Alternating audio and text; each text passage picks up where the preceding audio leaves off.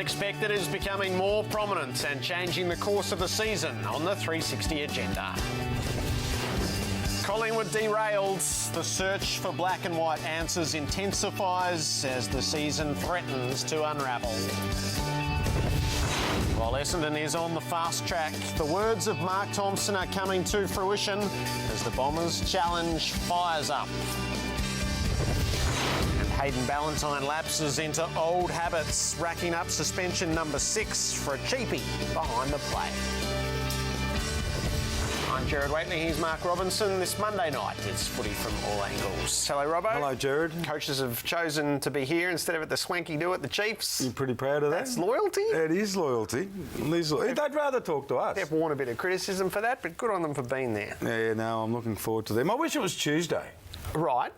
Because I'd like to speak to Bob Murphy tonight. Okay. I'm really wrapped for the way the Dogs played on the weekend, so I hope I maintain my enthusiasm until tomorrow night, because they were awesome on the weekend. Multicultural round is coming up, Robbo. We've got footies that we're going to give away this week, as well as tickets to the games on the weekend. So tomorrow night, Peter Dacos is going to come in. He's going to help us give away the multicultural Sharons, and then tickets on Wednesday and Thursday nights. Am I allowed to hold one, Dad, halfway through the show? Later. Thank you. We'll get the heavy lifting done first, shall we? Thank you, Dad. A Monday hero.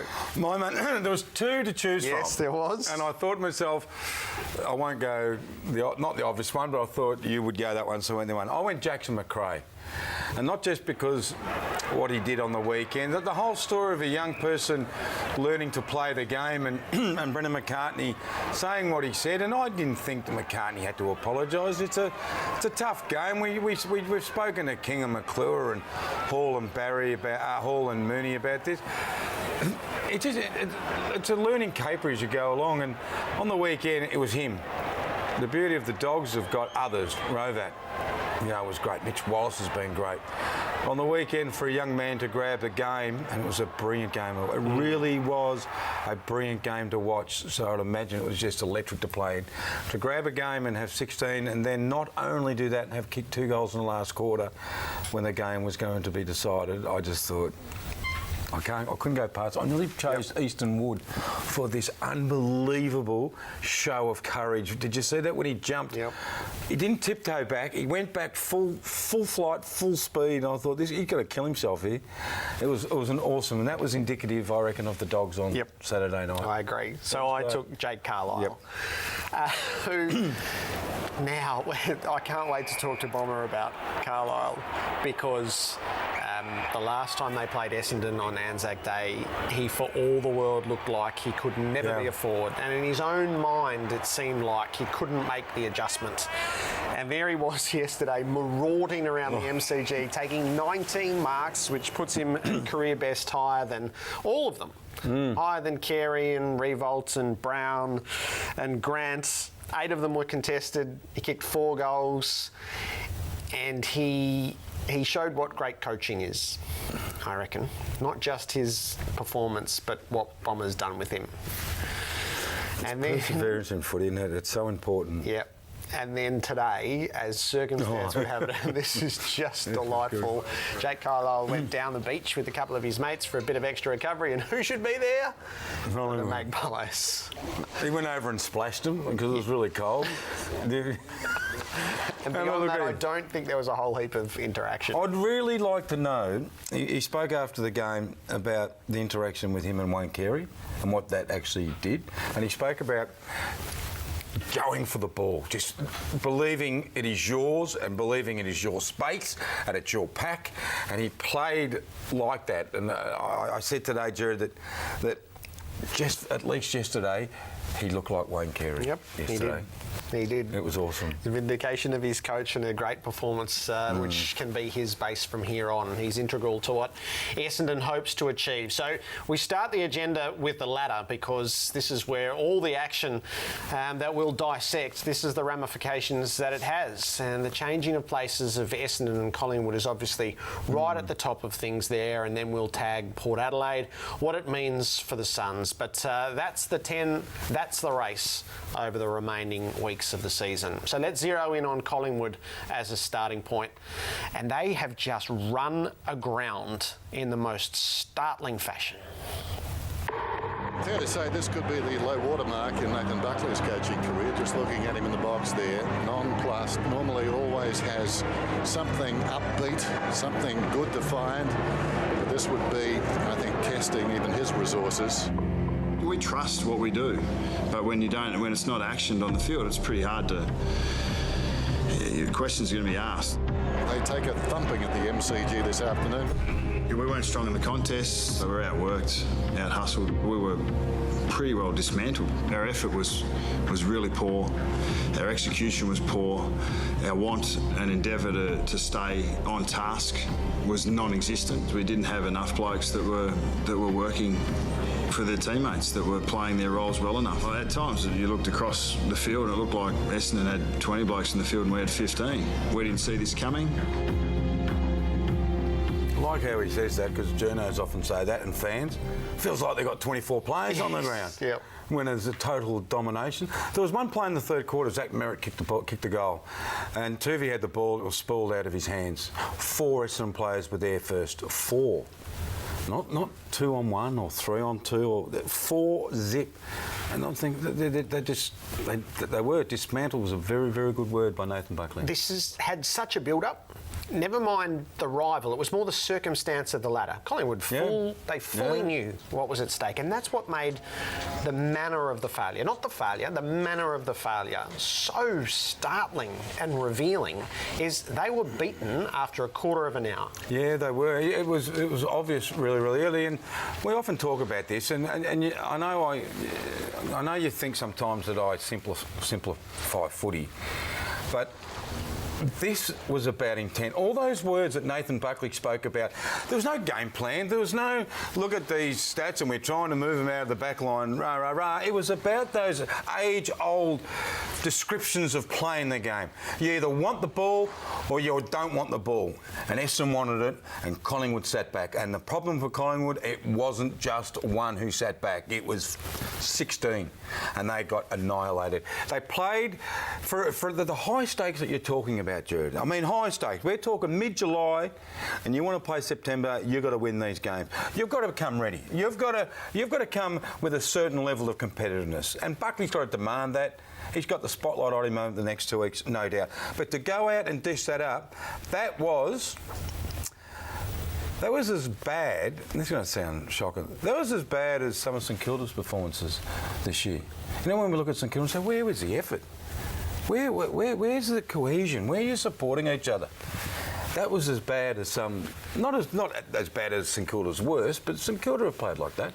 It's an indictment on Collingwood. They've lost 4 of their last 5. They've fallen from a team who was grappling for a place in the top 4 to a team that is barely clinging now to a place in the 8. And both the captain and the former captain were front and square today. Not up to the standard. We weren't competitive. We didn't dig in and have a crack, so that was really disappointing. A lot of games this year we've shown fight and ability to claw back and get back into a football game, and we didn't have that yesterday. We're in a dogfight to stay in the finals, and I'm sure I'm the same as all the other boys that we're ready for it. The team hasn't changed in terms of the talent we've got in our list and the availability that we have of players. We've got a couple more back after the bye, but guys just down in confidence, and I think we've seen that. A lot of teams have been written off at different times during the year and have bounced back as they get their confidence back and they start believing in each other a bit more. At the moment, we're just in a bit of a down period, but we'll be back. Now, Maxwell's fearful that he's going to miss games here with an ankle injury that he's just not quite sure about yet. One area of the ground that they're really struggling in. And that's, and you've spoken about him and the presence and the order and the leadership that he provides, and he's having an interrupted season. Now they have to go back to Lockie Keefe. And they didn't want Lockie Keefe in the team because they got rid of him. It's an extraordinary period. When we judge good sides, okay, and I want to bring up another team if that's okay. I want to talk about Hawthorn. Now, we were talking about teams vulnerable last week. We all were. And every night, every person that come and sat next to us, Jared, we're talking about how vulnerable. They went on the road and they played in a fashion to say, we've got some resolve. We've got some pride. We're going to do this. It was a fantastic win. Yep. And you expected the same from Collingwood, and they failed miserably. And it starts with the leaders. and it goes all the way through. From the kids who played 10 games to the people who played 50, 100, you've got to contribute. So what a coaching challenge this is for Buckley now, and he's got the long period of time, and I often wonder about that. I'm sure there was an element of all of them that would be impatient to get back out there and play. They have to wait. So there's one side of it goes, right, a bit of recovery, a bit of a deep breath before we go back out, or harness the anger and release the venoms. They have to wait. They have to play the long game here, and then they get Adelaide at the MCG, which we forecast last week. The only way into the 8 was through Collingwood. Essendon took their chance. Now Adelaide's too far back if they don't beat the Pies. So the ferociousness I would expect is equal when they in a couple of weeks. Yes, time. it will be. I favour playing this week. That's what I would do. You don't want this. You don't want the events of the weekend playing a role in your head for 12 days. You don't. You want to get it, review it, move on. But you won't be able to move on because such was as you said, such was the kind of defeat that they had. This bloke here, Nathan Buckley, is under, I won't say fierce pressure, I'd say fierce scrutiny, if that's the right word. He's not going to lose his job or anything like that, but he's now being presented with a situation where his blokes aren't mentally where they should be. Now, how do you do that? How does a coach get a team up to not only just perform 1 week, but get them up and perform for quite some time? Now, Mark Thompson's been able to do that after the loss to Melbourne. He's been able to get Essendon up and play at a pretty solid situation. So he's got a good foundation. He's been building. I can't wait to talk to him tonight, actually. His foundation. What is Buckley's foundation at the moment? What is it? Do you know? No. I mean, I said today, he's got 12 days to find an identity. Yeah. He'll reinforce the non-negotiables, but they are the non-negotiables that they just failed at. Yes, yes. So, and this is... He's preached a very consistent line all year, from the first up failure against Fremantle to when they actually settled into what they were trying to do. They played some really good footy on the way to the bye. They haven't been in the same team between byes, and now it's toppled over. Did you like my doomsday? Did you ever think of my doomsday? When I said all hell would descend upon Collingwood. Now Hodgie, our producer, helped me with that one. All hell will descend on Collingwood, and has it what? Okay, Essendon was more than just solid. Mark Thompson has spoken about playing the best footy at the right end of the season, which is something the Bombers haven't been able to harness in recent years. To look in yesterday was to see a plan coming together. You just got to live with it half full or half empty. Well, you know what? If you live this life in the environment, in the society, you listen to most people, it's always half empty. But I look at opportunities, and that was a massive opportunity, and we've had people step up. We look like we were in control of the game, and I think it's the first time that I've seen this group sort of do that for 4 quarters on such a big stage. Measures the kick. How will this one bounce? Beautiful. Like an obedient dog. They stepped up, and that was the challenge, to step up. They did, so it was a bit of a surprise for us. Back to Stanton, had a fantastic match. Gee, struck a beautiful goal. The fact that they've done it has got to be a good thing for them without some of their star players and leaders in the team. And that's what they should use from a springboard going forward from here, that they know that they can do this. So you can't help but ponder, what are they capable of? Oh, you must. When they've got a forward line of 3 players who played really well yesterday, took marks and kicked goals, that's a dangerous proposition for anyone. It's the defence, Gerard. It's the defence that is shoring up Essendon. We've got a big piece going in the Herald Sun tomorrow about where Essendon have come from and where they are now. But that's one aspect of the game. The other aspect is you've got to be dangerous with the ball. You've got to be confident. What I noticed on the weekend is that both teams made mistakes, both of them. But when Collingwood made mistakes, very rarely was there a teammate there to support. When Essendon players made the mistakes, Essendon players were there for support. If I've said this once, I've said it 20 times. Mark Thompson's got a couple of non-negotiables, and one of his mantras is in footy: if there's one there, there's two of you. If there's two of them, there's three of you. And it's like that at Sydney. It's like that at Fremantle.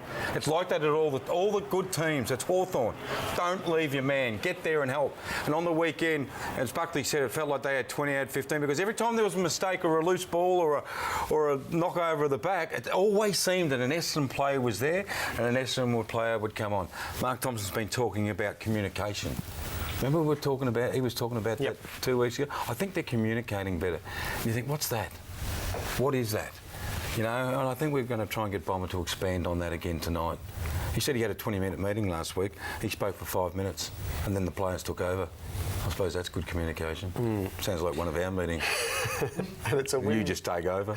I just sit here. It's a win without Goddard and Watson, and Michael it doesn't Hibberd. it doesn't take any imagination to work out what that does to the player group. Can they win the flag, Jared? I wouldn't think so. There's a super team at the top, and then what's below is of such a high standard consistently, but that's not to say they can't have triumphs. The flag's that's not the ultimate triumph for Essendon this year. They can have a hellishly successful season without reaching a grand final.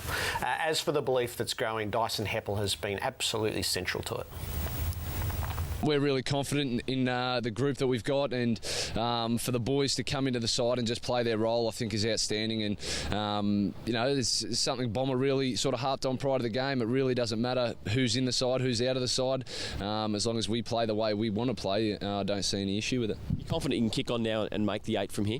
Yeah, I think so. You know, very positive signs over the last few weeks, and we know we can match it with the best when we're up and about. So who knows what'll happen, but confident. Yeah. So the Bombers lost their place in the 8 in round 5. They regain it now. Port Adelaide entered the top 4 in round 4. They led the competition by 2 games at one point with the best percentage in it. They have lost 4 out of 5, just like Collingwood has, and now they, in the snakes and ladders nature of this competition, they forfeit their place in the top 4 as a result of yesterday's loss to Richmond. Let's start here with the captain, Travis Boak. Obviously, we had a fair bit to play for. It's getting pretty tight at the top, and there was a fair bit on the line, and it was disappointing. Probably the way we played as well. To get beaten in a contested ball like that was really disappointing, and we've got a lot to work on, but a lot to look forward to as well. We've got a lot to improve, and look forward to the challenge. I think the slump and the running out of legs is a bit of an excuse, and we certainly don't want that at all. We're just not playing the footy that we want to. Obviously, it hasn't been the greatest last 3 weeks, and we certainly have let games slip, and there's been times in games where it's been disappointing, but the wheels are certainly not falling off at all. So they're wobbly. They're not that's falling for them off. to set right, isn't it? They've lost to Sydney, which was perfectly acceptable, beat the Bulldogs, lost to Adelaide, Essendon and Richmond. This is 3 in a row. Good, that's a great looking page, because that guy at the front was awesome yesterday. If he could, he's a rare player, Travis Boak, rare player. But what is this? What are we seeing? What are we seeing, in my opinion? What do we see with any teams? You go along in the season, and if everything's going smoothly, it covers the cracks. That's what it does. And what happens when things start to go wrong? For example, Jay Schultz can't mark and kick a goal. Right. We've got a second tall who'll stand up. Where is he? Who is he? They haven't got one. So suddenly that's a bit of an issue. Lobie, playing pretty good footy. He's not playing great. We get a second ruckman in there. Oh, hang on, who's that? So they're just 2. But what I've noticed, they're just positional things, right? They're just positional things. What I've noticed is this team used to be, they were ferocious, Jared, and you've called them, they were ferocious. They were beaten up and they were out. Their work rate was not sufficient to beat Richmond. Richmond were better. Richmond have had a work rate this year as poor as any team, and they were done over by Richmond in the contested ball, and that shows to me it's really simple. They weren't ready. They weren't ready to do what they had to do to win. And I know that's simple words again, but it's amazing, Jared. If the ball's in the middle and Vossi says, "Throw the ball in the middle," and two guys go at it, who wins? If that guy wins most of the times, they've got a better chance of winning the games. So when it finally goes forward, Chad Wingard's in a hole. Yep. You know, they have players in form slumps. Yes, they have, and they've got a sizeable group. Brad Ebert probably played his worst game of football on the weekend. I think Brad Ebert was pushing for All-Australian. You know, Chad Wigan. Robbie Gray kicked 4. Not bad, great effort. You'd take 4, and he'd take Pittard. Didn't touch it on a half-back flank.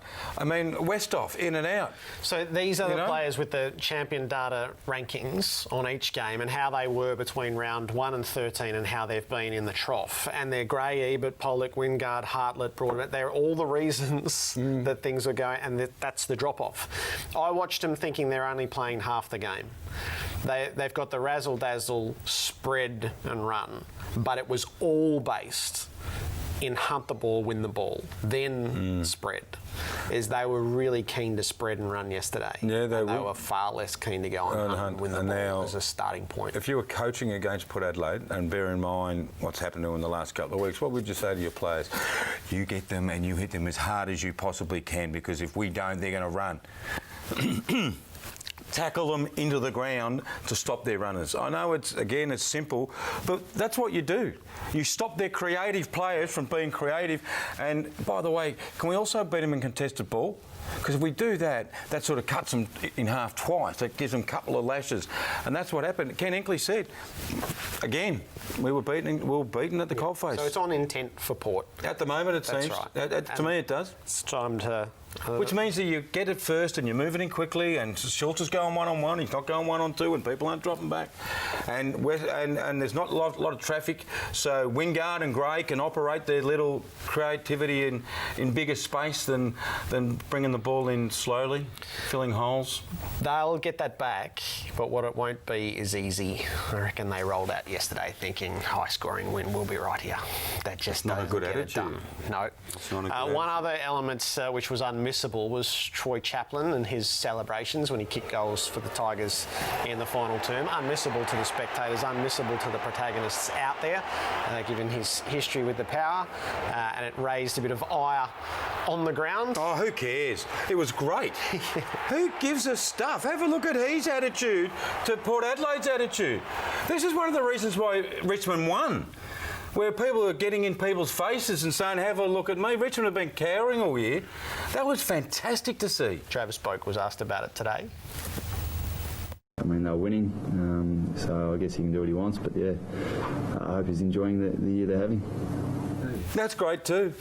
You know, they don't have to be friends. Off the field is fine, I reckon. Fantastic. Okay. That was good. You've loved Hayden Ballantyne a couple of times in recent don't weeks. like him at the moment. He's got himself another suspension. Yeah. He pays for an act behind the play, which I guess we learnt last week. You can't be getting away with these at the moment on Thomas Bugg. And then he's paid with his record. So that's 125 points in the way that it's graded. But because he's a player who's facing his 6th suspension here, it balloons all the way up to 212 before the guilty plea sees him miss 1 week. 3 times this year, isn't it? Is it? No? Yep. So there's his rap sheet runs over a few pages. Yeah, we've been talking about Hayden Ballantyne, the footballer, haven't we? All of us have, not just here on our program, and how fantastic. Kicked 5 on the weekend, and now he goes out again. I mean, you know, we look at some instances and say that's not worth a week, but you can't punch someone deliberately in the guts behind play, because straight away it's intentional. And he went down on the ground. He pushed him over. He's a little prick, isn't he? He really did push him over the end. He thought, oh, you're not doubling over for that, hey? You're going to get me suspended. But he's not playing. That's the problem. Who do they play next week? Well, they play St Kilda, but it's not really about that, is it? Oh, it doesn't matter a little bit, because if it was a big-time club and they're fighting for top 4, he's lucky they're playing St Kilda. Yeah. Ross Lyon won't be happy with that. Oh, no. Nor he should be. They've had a little bit of that along the way. The other stray story today, you broke late in the day, Robbo, is Mick Malthouse and a confrontation with Cameron Ling on Saturday night. Malthouse angry at half-time at the focus on him in the box, and he lashed out, not personally at Ling, but more particularly at the way the broadcast was going. Who does Mick think he is to talk to Cameron Ling like that? Cameron Ling is an adult. He's not playing for Carlton. He's not an employee of Carlton. Cameron Ling had every right to turn around and say, "Get effed, Mick." Every right. This guy's a 2-time premiership captain. He deserves a little bit of respect, Mick. That's only the first confrontation. The second confrontation happened inside, where there was no cameras, when Mick yelled out, get out, and they had words. And you know what Cameron Ling said to Mick? And I'm really, I don't know Cameron Ling very well. He turned around to Mick and said, don't you talk to me like that. And I thought, good on you, Cameron Ling, because it's not on. Talk to us peasants in the media like that, but don't talk to two-time premiership coaches, captains. Three-time premiership player. Hey, you know what, Mick? He deserves your respect, not the other way around. And this was Mick arriving tonight at Gillan McLaughlin's. I get on very well with Cameron Ling. Were there any terse words? He misinterpreted that I was talking to him. It certainly wasn't him. We agreed with the coverage on the scoreboard? No, I don't agree with that. So just to clear it up, Mick, just once and for all, there was no spat with Cameron Ling. It was a misinterpretation. Totally. I admire him. I reckon he's a fantastic bloke. I think that if you spoke to him, he would see it that way as well. Have you contacted him just to clarify that? No, I didn't have to, because we spoke at the game. I don't believe me. Am I allowed to say that? I don't believe that. I don't believe that it was that flippant. I'll say that. I don't believe it was that flippant. And when the real story comes out, there were those smiles and cuddles. It wasn't that. It was quite heated. My understanding that was, swearing of words, but that's neither here nor there. But we've got a coach of a team having a go at somebody who doesn't deserve it. I mean, have a look at that. God almighty. I know, I think I pick on Mick, but I'm speechless, Jared, on this. I'm speechless. I don't ask you often about Mick, you know that. What do you think when you see that? No, directing it at Cameron Ling's not the go. Mick Malthouse was angry that he kept focusing on the TV coverage. Yeah, I know that. Yeah, Cameron Ling, he knows just as well as anyone that Cameron's not responsible for that. Then why do it? And that's a bit out of order. Let's bring in the coaches, Paul Roos and Mark Thompson. So much to talk to Bomber about, and we'll get Roosy to revel in a bit of master coaching as well when a plan does come together.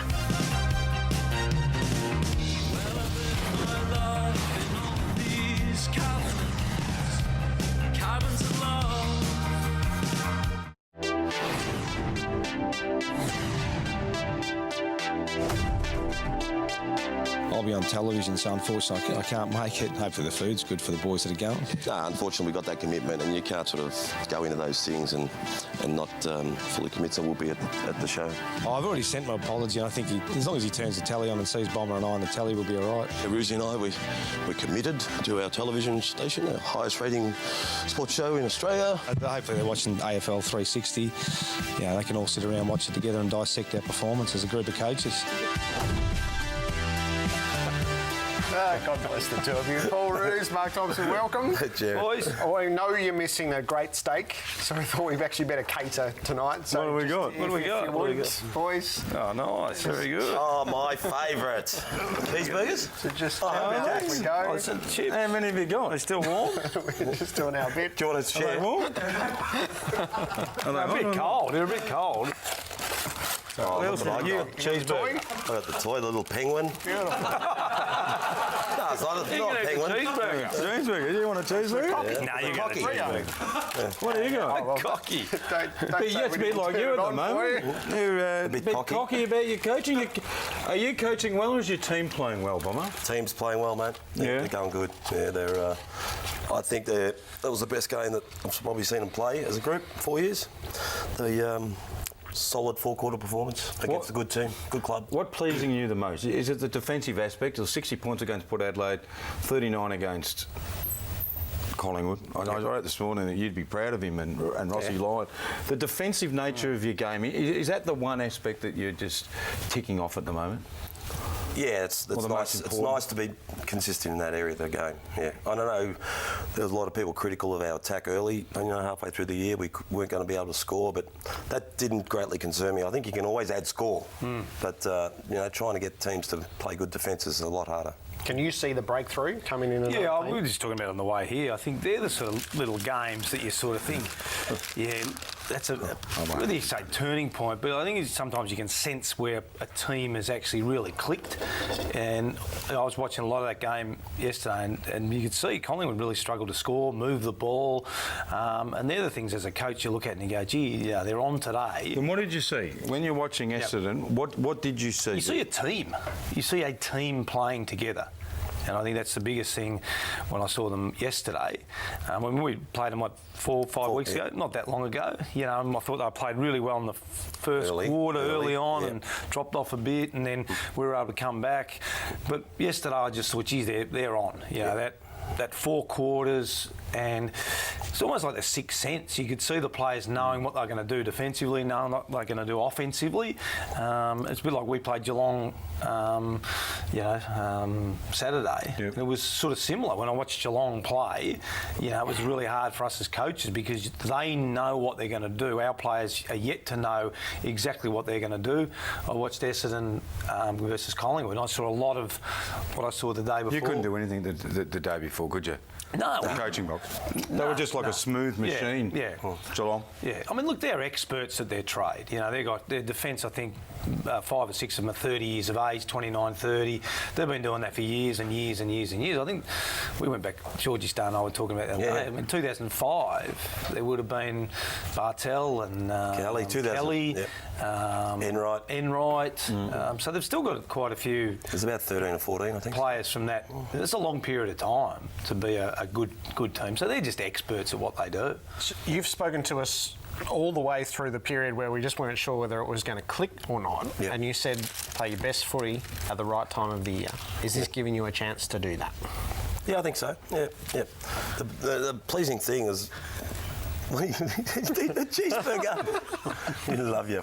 That's Brucey's burger, mate, not yours. Not now, it's not. The pleasing thing is that I was supposed to do that on the. You couldn't even talk, mate. Come on, Sam. What are you saying? Gives you a chance to talk now with him being quiet. Yes. Bringing food in was clearly a mistake. That was. So the chance to play your best footy from here? Yeah, I think so. It looked like to me that in the past the defensive part they had to think about doing it, and I think more and more as the season gets longer into it that it's almost accepted that they sort of know what to do, and that's when you sort of look like they know what they're doing. Yeah. And then now we just have to add the little things on. I think that I'm going to just give them a lot of confidence, and we're very fit. We've not taken any risks at all with players throughout the year, and we've tried a lot of kids, so no, we're in a good position. You were confident. You've said a couple of interesting things this year, Bomber. You've said it's okay, I want them to play really good at the right time of the year, which is the end of the year, and there's a suspicion that early in the year you gave them a real hard workout, different to other years because Essendon have faded away. Is it coming out according to plan? Yeah, we're still running. So this time, the last 2 years, 3 years, we haven't been running. So yeah, we went right through the pre-season cup and trained us really, really hard. We didn't look like we could play. We never won a practice match or a pre-season game, but it's and we've actually trained them a bit harder during the season, and we've rotated people, and it seems to be working at the moment because we've still got legs. What's working is Jake Carlisle. Yeah. Or this is your moment. This is my show tonight. Well, this is, if I've ever seen vindication, this is it. I asked you whether you were being stubborn. Everyone's been talking about he's an all-Australian defender being played up forward, and there he was marauding yesterday. What does that do for you when you see a young man break through like that? Oh, not for me, but for him, I'm just happy to see him play well.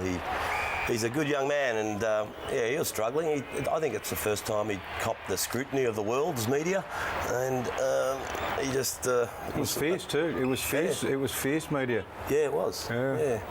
Hey, it's when a bloke comes through that, and can I ask you both, if you look at the highlights here, have you had players before Bomber? Have you had a player before Ruzi who... He's a young man. Yeah. He's a young man with quite an incredible build to play football and incredible head. When it clicks, does it generally stay, or is it still a work in progress? I think the difference between being a defender and a forward, a defender can generally play well more consistently because you're less reliant on what's happening up the field. I mean, obviously there's not much pressure and it's coming in a mere miles an hour. But I think to be fair to Carlisle, early on the season I think Bombers weren't playing as well. Yeah, that's right. So it's a lot harder for the forwards to consistently win the ball. It's probably the hardest position to play as the centre forward, small forwards as well. I think that's all of a sudden you have a team that's now in good form and the centre forward's getting better supply. The turnovers are coming forward to centre rather than relying on turnovers deep in your forward 50 or deep in your defensive 50 or kick-ins.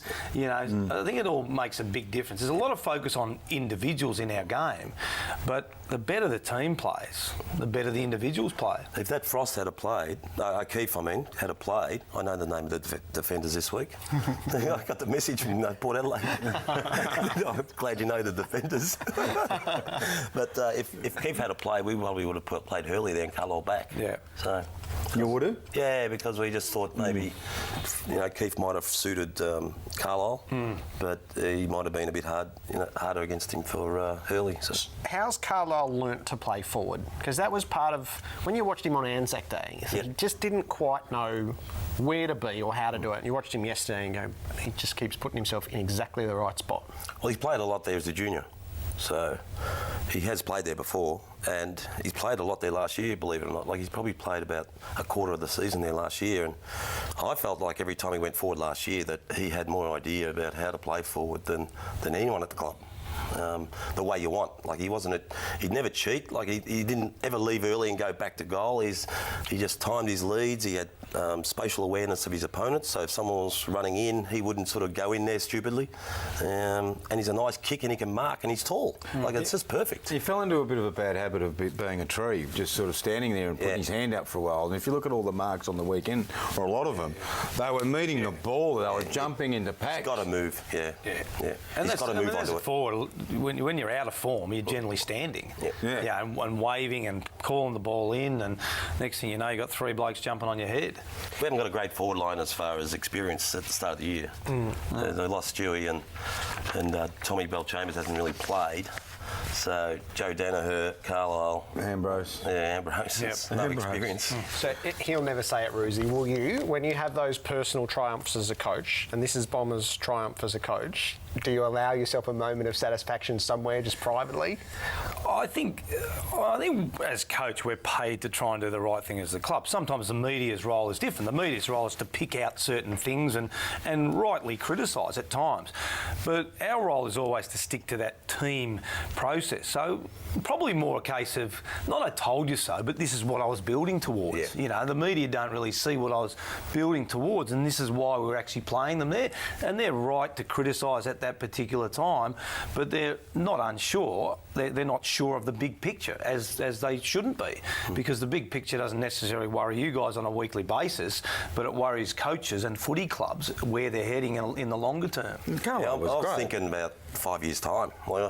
Like, imagine if we had Danaher and Carlisle, two tall forwards. 26, 27. Oh, yeah. It'd be pretty hard to So you'd be as happy when you have a win, and I know you haven't had many, but when you've had the wins, and we're concentrating on Jake Carlisle, you'd be talking about Zach Merritt and Heppel and Dempsey and the contributions that they made that allowed Carlisle to take 19 marks. And that's why I suppose a lot of coaches get a little frustrated when there's talk about, probably ours is Jack Watts, I think Adam Simpson's probably, yours was Carlisle, Simpson's Nick Naitanui, because we spend very little time collectively talking about one player.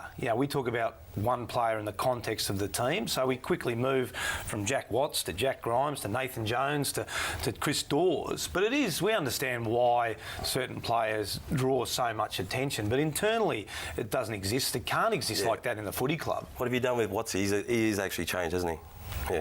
Yeah, well, you give him the role and you give him some faith, and you try and keep it consistent. But again, Watsy on the weekend, our forward struggled because we just didn't have any flow and didn't have any ball use. And I think I was asked after the game about the forwards and Jack Watts, and in the context of the game, it's very difficult because if the ball's not coming down, it's just kicked down the line the whole time. It's very hard for your high half forwards, your key forwards to get any sort of service. So that's what as a coach, you focus on the collective as opposed to each individual. Is there a disadvantage when someone like Lee Matthews, and he said after the game on the weekend, he go, it was a bit of a joke, but he said, Jack Watts should be playing basketball. Now, when Lee Matthews says that, the comment makes the papers. Yeah, it does. How much does that hinder or not help you? Well, I probably didn't hear the comment. Look, Watsy's been terrifically consistent. I would say if it's not his best year, it'd have to be close. But again, I think it's just those key individuals. They can do a lot right, and then they do one thing wrong, and people jump on them. I would say Jack Watts has had a really consistent season, a really good season, and I'm glad he's not playing basketball. I don't think he's going to matter what anyone says now. I don't think it's going to matter. He knows in himself that he can play, and he's got good support, and he'll just take off. Glass half full, Bomber. Half full. James Frawley went to fullback on the weekend. No, I got one. Why did you do it? And do you think he's, for the remainder of his career, beyond what you fiddle around with this season, he'll be a premier fullback? Yeah, look, we're still finding a bit about our players. I mean, I think we moved early on. We moved Lyndon Dunn and James forward just to change the mix a bit. That was about round 3 against the Giants. We moved Lyndon back and kept James forward. Probably in the weekend we just felt that James has made a living at playing on the big key position players. Tommy McDonald and Lyndon Dunn have mainly done that. Lyndon Dunn's played some reasonable footy forward. So this is a bit about us finding out about the players as well, and just seeing. James has done it before. I mean, that's probably his best role. But again, probably like Bomber, if you can find players that can swing backwards and forward, it is a big advantage. And at the moment, we've got McDonald, Dunn, and Frawley, and Garland can play tall as well. So you've got 4 reasonable key defenders, and we still need to find some avenues to goal. How many clubs have got them, have they, anymore? The swingmen? Yeah. No, it started off the season. Harry Taylor was, I suppose, the modern one who was going forwards, and he stayed back. Yeah. You used Frawley. Henderson was going to be another one at Carlton, but he's largely stayed forward. And you said you were going to do it. From the Lions has done a little bit, Yeah, and he's probably going to full forward. I need to ask you a question about James Frawley. Did you say once that if you knew that a player was leaving the club the next year, you wouldn't play him? Yeah. If you found out that James was leaving via free agency, would you not play James Frawley? Oh, if I knew that he'd signed with another club, I wouldn't. What if you knew that he was leaving and going to another club? Well, I don't think he's made that decision, though. I think there's a difference between... I respect the process now. I think we're more understanding of free agency, and I think we've seen it with Buddy, with Gary, Buddy, Travis Cloak end up staying. So not all the guys that actually... I think the early days we were all presuming that the longer they leave it, they're going to go. I think Trav changed all our minds last year. He did. When he stayed. I've seen no signs with James at all that he's made a decision to leave, and so if that's the case, he's got every right just to wait as long as he possibly can. What would you do, Robbo, if you were considering leaving? If you're a player, would you tell a club?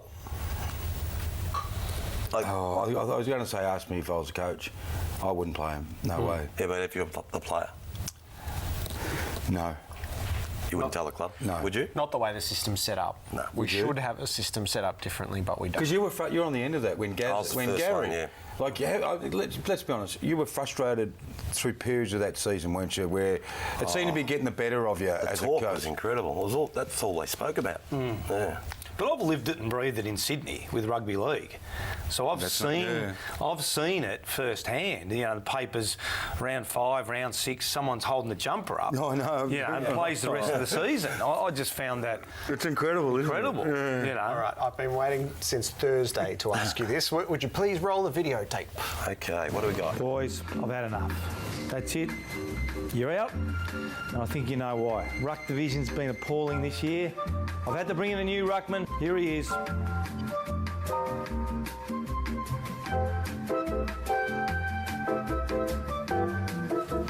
He's in, you're out.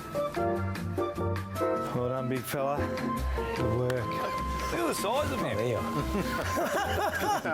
I want you to explain that. I can't believe the number of people. I hadn't seen it. I obviously knew I did it, but I hadn't seen it. A number of people have said to me, "What about that Big Bird? That's hilarious." You know, it was funny. I hadn't seen it, but I think coming from Sydney, what are you doing playing with Big Bird? What's that? What are you doing playing with Big Bird? He could have headed a few out of the ruck or taken a catch forward. But coming from Sydney, where it was one team, and if you talk footy, you had to talk the Sydney Swans. I realised down here now that there is a lot of fighting for that airspace and fighting for. I had some gear to give you tonight. The Demon Shop with the Sesame Street, gear on, because everyone's trying to talk about equalisation. Everyone's trying to make money and get their airtime. So I think that's been a learning thing for me, coming to a football state where you've got a lot of teams down here, and you can get caught where you become somewhat irrelevant. You're quite funny. At the start of the year, Jared said, just work with him a bit, he's not that funny. I reckon you're all right. I've got a hunch when your days are done, Roosie, that's going to find a place. Yeah, I'm sure it'll come up somewhere. I'm not moving back next year, Roosie. I'll stay in there too. You didn't get to eat it, but thanks for stopping by. Thank you. Good on you, Bomber. Thank you, guys. Look for what's to come. Players' night tomorrow night on AFL 360. Bob Murphy, as it should be. Drew Petrie will be in as well. Robbo's hero Petrie a couple of times since last he was here, and the Dogs was such a great story on the weekend. That's tomorrow.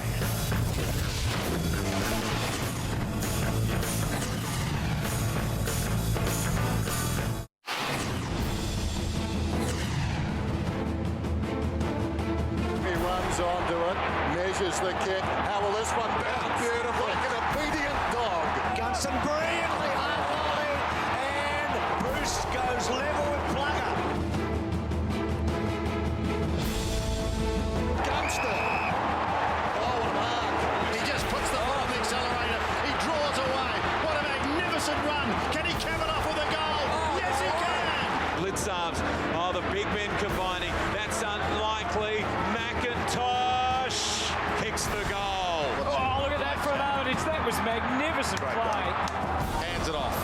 Sidestep was superb. Hutchings from the pocket. Outstanding.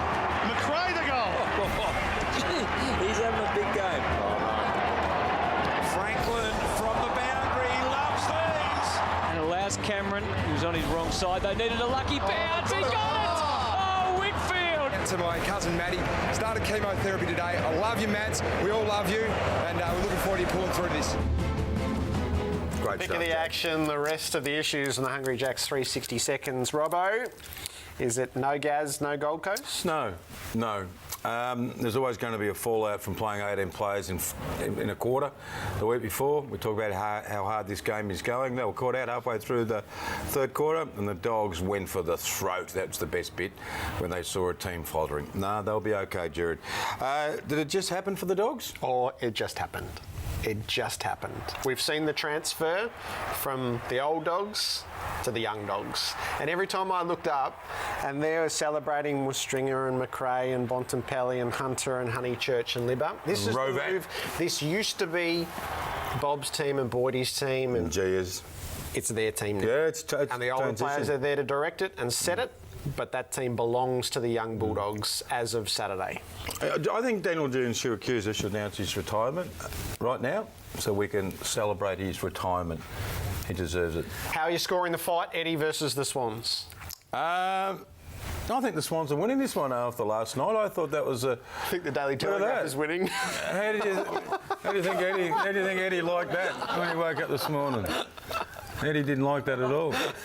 Pridham, who wore a couple from Eddie last night, didn't he go wallop? He's got a bit of fight in him. Good line, the Swans. We'll watch that with interest. How did you score the fight, Boomer and Doom? Oh, I scored that for Boomer. Oh, easy. That was classy. Yeah, it was. Fronting up to Doom after he'd written the piece the week before, taking his best and putting a couple of jabs in there along the way as well. That's the way to respond. I reckon that's a great. But they're adults, though. They're adults. They are. Yeah, they're adults. Of course they are. Take it and send it straight back.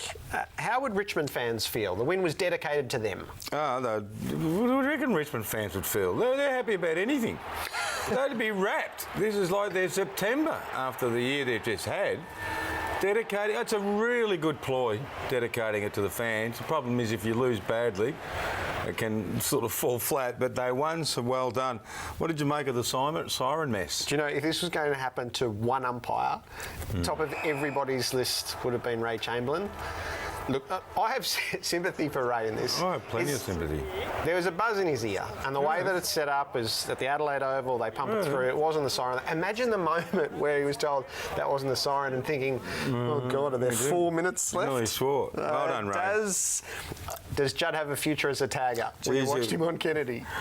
No, he didn't. Oh, he may. It's just a suggestion. How do we keep this guy in the game? Yeah. Glass half full, as Bomber was talking about. I want you to play, but we've got to find a role for you. It needs reprogramming, though. I don't think Juddy was that interested in it. Who would have been interested in that third quarter? Hey, is Tom Murphy lucky? He is. As this started off as 225 points, 2 weeks for this is right. And because of the way the system's set up, he gets discounts and discounts, but that's no good. Why did he do it? That's no good. How legendary is Jason Dunstall? Oh, he is. As a peer of mine, I mean, around about the same age, I saw Dunstall go through all his career. I remember this game when he played on Bruce Dool. He was a mechanical genius. He was just such great hands and he had a great kick for goal. He's a peculiar kind of character. That's not a negative or a positive. And here he is getting put into the Legend Hall of Fame. There's nothing quite so legendary as a legend. And on the couch next, he will both be a panellist and then the guest as the latest legend of the Hawks.